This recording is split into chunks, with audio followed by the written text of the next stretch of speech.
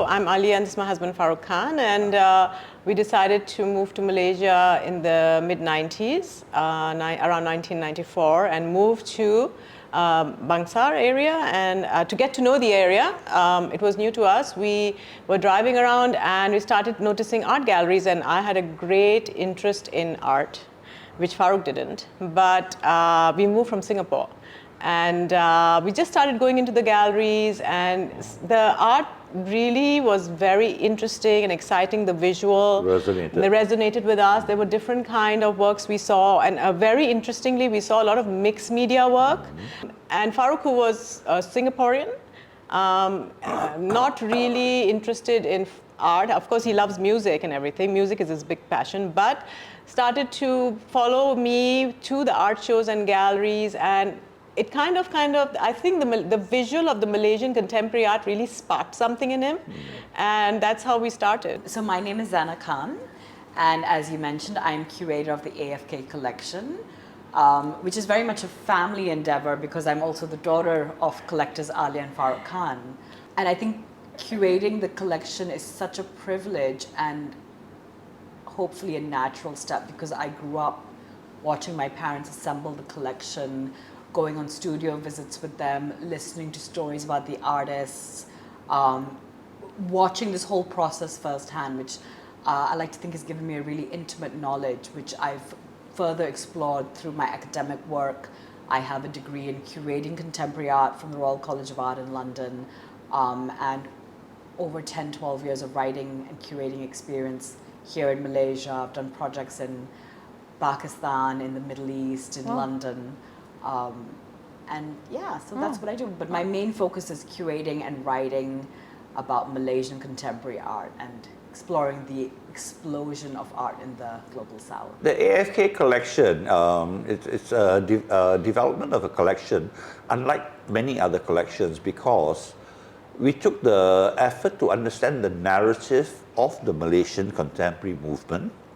We took the effort to understand the timeline of the Malaysian art movement, and we actually drew up some sort of a map on how the Malaysian art system contemporary system was developing, because there was very little written information or knowledge about it at that time. And we did a lot of research, we did a lot of engagement with underground curators at that time who were more involved with the thing. So the collection started, in fact, along the lines of a narrative of the Malaysian contemporary movement. So it wasn't so much as me and Aliya trying to buy works that we like, but having understood who were the important Malaysian artists, what were within the respective genres that existed at that time, within the timeline of the entire movement. We then set about buying artworks to fill up within the narrative. So it started on a basis of building up a collection based on the narrative of what was important and relevant within the Malaysian art movement. So there was a structure to the build-up of that collection. So today you actually have this repository of the first generation Malaysian artists who were engaged in developing conceptual art, in engaging mixed media, in engaging painting, in sculpture, installations, whatever the different genres that existed. So we collected across the board. Now what that ensured then, it ensured we did not become what I term gallery collectors. Most people collect along the lines of a gallery that they're familiar with, along the line of a group of friends that they are familiar with, and they restrict themselves to that. In our case, because we were following a broader narrative, it ensured that we would collect across the board. We would go to any gallery. We would go to every gallery. The artists who fit within the narrative where they were showing, we would then make a point to go to that gallery, whether we knew them, whether we were comfortable with them or otherwise. So the collection that today exists as a representation of the broader range of the Malaysian contemporary movement itself, which I think is very, very rare. It came about fruition through discussions at various levels, and also within the very strong development of art and culture within the UAE. The UAE today is in the process of building huge museums, large number of museums, and not just in the UAE, in Qatar, in Saudi Arabia as well. And interestingly, in the case of UAE, they're showing interest in the development of the global south. I think with the development of the Guggenheim within the UAE itself, which is a huge museum, they have decided that engaging and relating to the global south is a good direction for Abu Dhabi to highlight the cultures of all this area and to use it to develop their tourism industry as well. And not many museums in the world highlight the global south. Yes. You know, we always focus on the Western development of art, or now more interesting, more recently within China, Japan and Korea, and to some extent to India. So they've taken on a new direction. And they've heard about the Aliya and Farouk Khan collection. And the AFK Malaysian Contemporary Collection is the first project within the Global South project.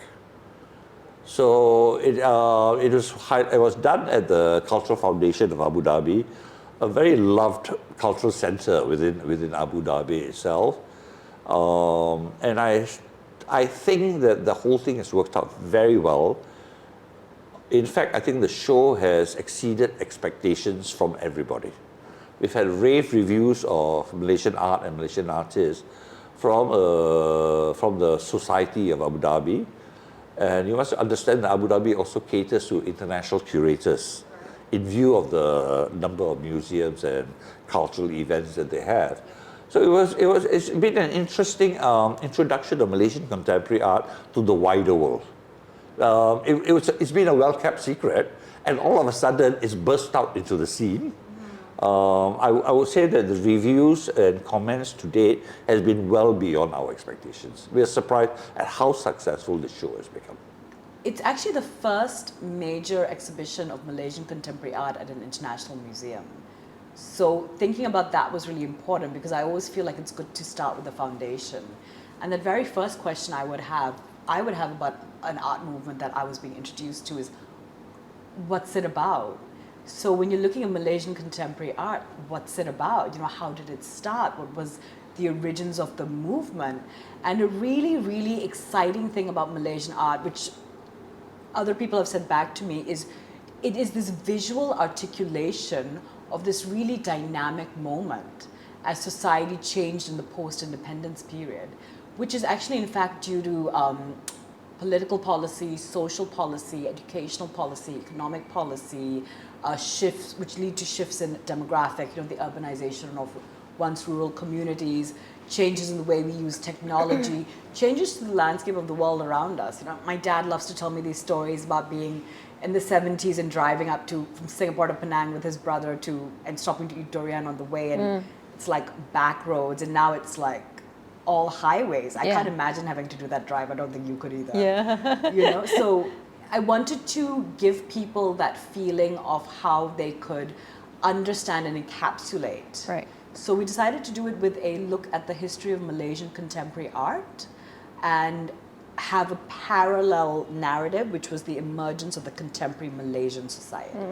So through this exhibition, you're actually reading two histories: the art history, the social history, and a third story emerges, which is the value of collection building and patronage for emerging art movements. It was really wonderful. I loved, it's a big team of women I worked with who are all charming, passionate, knowledgeable, great leaders. They have so much ability. They can do the most difficult task and make it just, it's like cream. They do it so effortlessly. So I learned a lot. Okay. We have, I would like to say, such a great camaraderie between us. I think because of our shared love for art and culture and knowing about the world around us through that. So we've developed these really strong bonds, I think.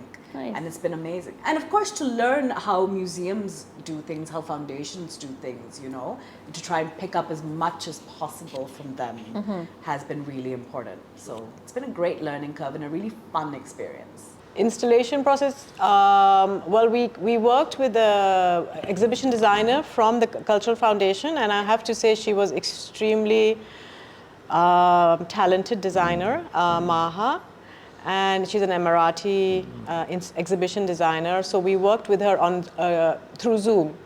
And she had all so we sent her, me and Zena, because we were working on all of that. So we sent her the sizes of the works, the images, and then she designed the space, because the space is actually a very big empty hall with very high ceiling. And they have 2 rooms at the back. So the 2 rooms can be used, it has 3 walls, but the inside the hall has to be redesigned every time they do an exhibition.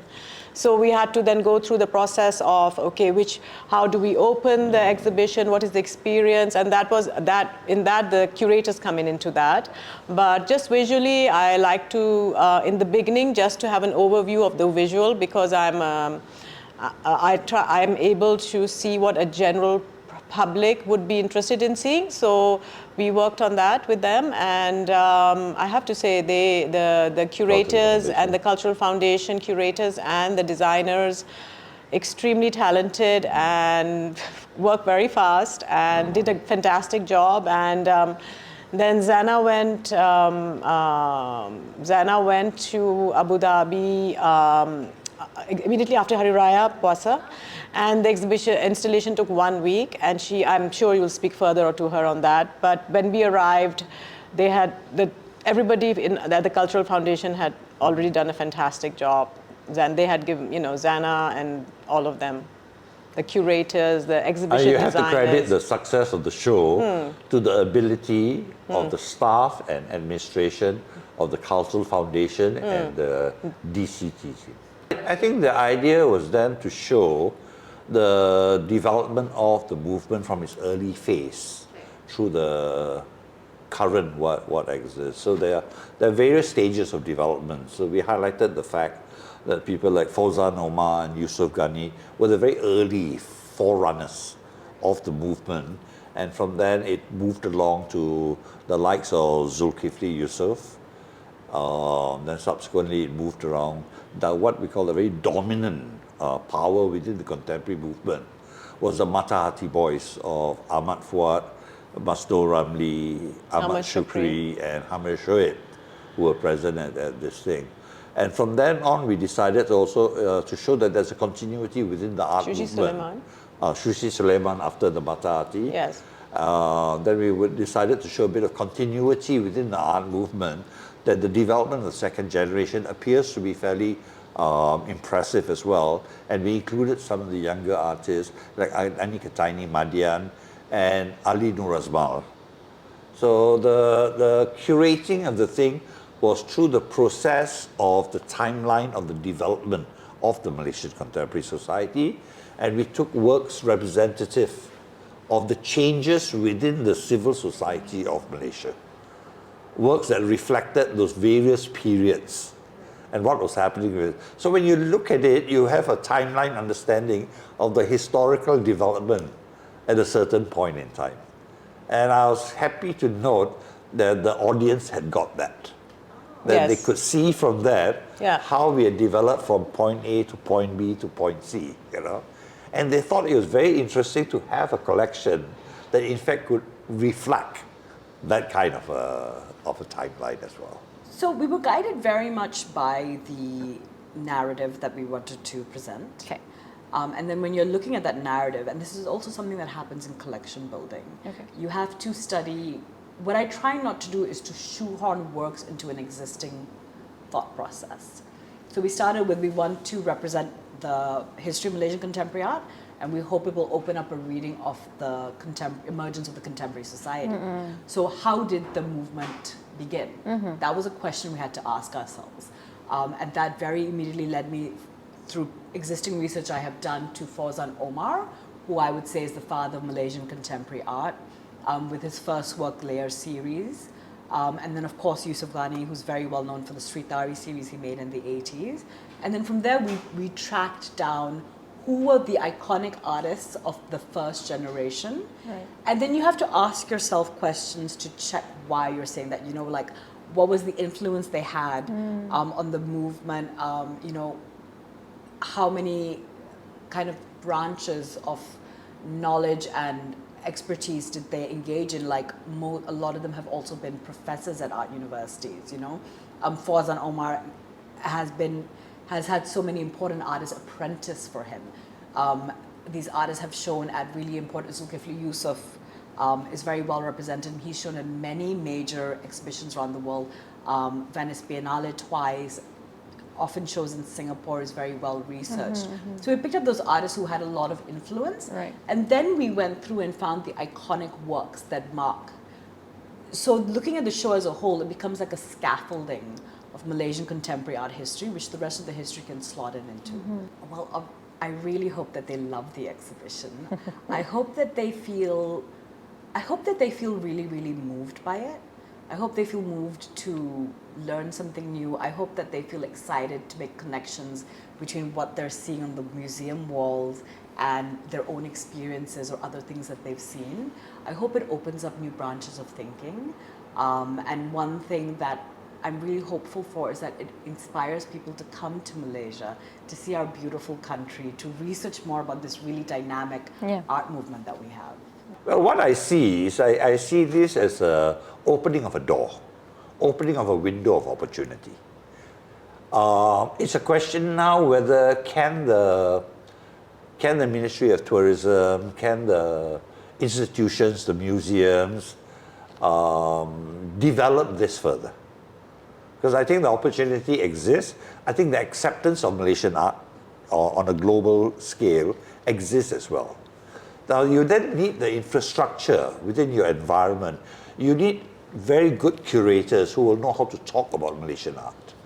You will need your museums to have exhibitions where you then engage with international curators, international institutions, to invite them over to have a look at what it is that you have.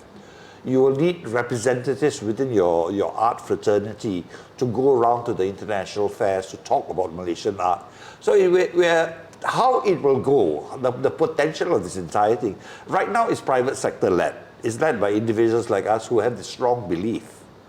It's a role normally undertaken by institutions.